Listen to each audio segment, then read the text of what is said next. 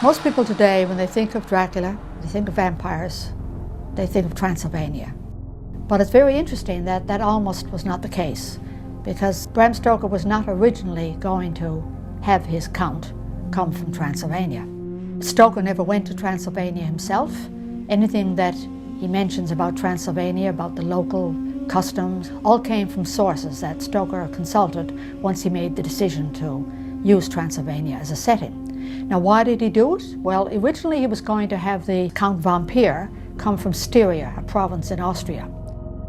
Then he happened upon this article entitled Transylvanian Superstitions, and it was written by a Scottish amateur folklorist who had spent 2 years in Transylvania, and when she went back to England she wrote this article, which she later expanded into a book. And one she focused on particularly was vampires, and she mentioned that there was a belief in vampires, that you could use garlic as a defense against vampires, and that vampires could be destroyed by driving a stake through their hearts, and that the vampire was known locally in Romania as the Nosferatu. So Stoker read this and copied it into his notes, and I think at that point he probably figured, you know, this is better than Styria.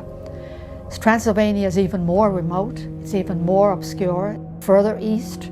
The name itself, Transylvania, sort of the land beyond the forest, it sort of carries a note of mystery that Styria doesn't.